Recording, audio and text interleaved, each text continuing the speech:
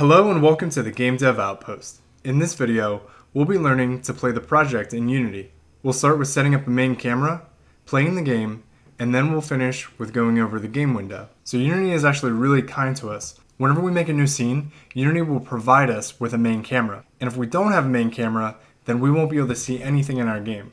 If for whatever reason you don't have a main camera, you can add a camera to your project by going up to Game Object and going down to Camera, or you can right-click and you can go down the camera here as well. Now the first thing you'll notice when you select a camera is that in the viewport you'll get a camera preview, and this can be useful for lining it up where you want it to go.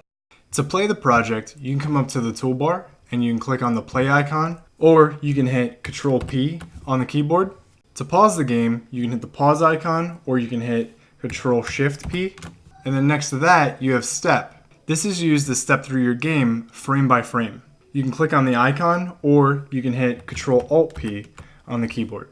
This is also technically part of the pause mode. So if you want to go back to play mode, you want to click on pause again. And if you want to stop playing your game, you can hit Control P again while you're in play mode. Now you'll notice when you play, your window will switch to the game window, but you can go to the game window even if you're not in play mode. Now on this top bar, you'll notice a few options. This first one here is display. This directly relates to your camera. In your camera settings, all the way down at the bottom, you'll see it says target display. You can switch this to different displays. This option might be useful if there's multiple cameras you want to switch between. Next to that, you have your aspect ratio and resolution setting. By default, you have some common options in here. And if you click on this plus icon, you can add a custom aspect ratio or resolution.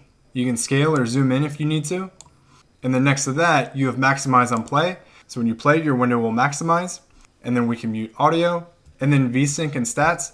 These are for optimization and performance. And then the very last option is for showing or hiding gizmos. So there's a few more things to point out. While you're in play mode, there's still settings that you can move and adjust, but you'll only want to use this for testing, because when you stop playing, those changes won't be saved. The last thing to cover is in edit preferences. Under colors, you can change the play mode tint. Maybe it's too light, or maybe it's too dark. It's up to you. Alright guys, this covers playing the project.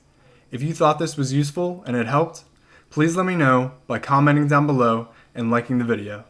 Thanks guys.